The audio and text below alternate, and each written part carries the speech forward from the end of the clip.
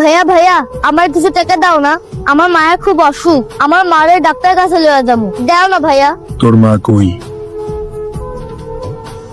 দাও না। মালিককে ফোন দে। তোমাদের সাথে আর কেউ আসছেন? আমি সূর্য বলতেছি, হসপিটালে আমার একজন রোগী আছে, চিকিৎসার সাথে কোনো কমতি নাই, খেয়াল রেখেন। কি হয় তোমার? সুপারম্যান। চিন্তা করো না, মা সুস্থ হয়ে যাবে। ভাই আমার ফলো করছিস কি লেখা? কাকে আমাকে বলতেছেন? তোরে বলতেছে। আমি আমি আপনাকে ফলো করতে যাব কেন? আপনার কোনো মিসআন্ডারস্ট্যান্ডিং হচ্ছে। ওই এদিকে আয়, আমার কি তোর আন্দামো নাই? কই কি ফলো করছিস আমি দেখি নাই?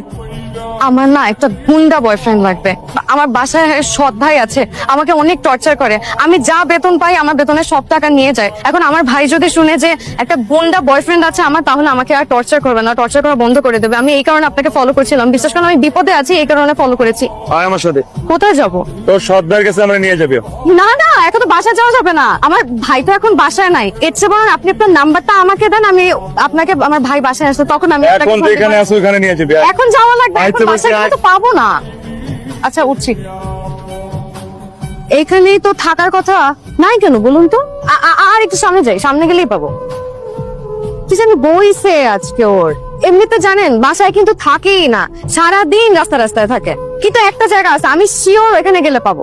একটু সামনে চলেন। ভাই এদিকে আয়। মজা নিতেছিস আমার সাথে? না না, মজা নিবো কেন? তোর ভাই কই? ফোন দে। ফোন দিব? আমার ভাই তো লোক সুবিধার না, বুঝছেন না, এক একদিন এক একটা নাম্বার ইউজ করে, ফোন দিতে হবে না। ফোন দে। আমরা আরেকটু খুঁজি, আশেপাশেও থাকতে পারে, হয়তো খুঁজে দেখা যাবে আশেপাশে কোথাও। এই তো আমার ভাই, ওটা এই যে ডাব খাচ্ছে। তোর নাম কি? তারা। তারা চিনোস? কিনি তো। আড্ডা যদি তোরে ডিস্টার্ব করছিস, বেতনের টাকা নিছস, একেবারে জায়গা মতো ফুটা করে দিন তো। তুই কে রে?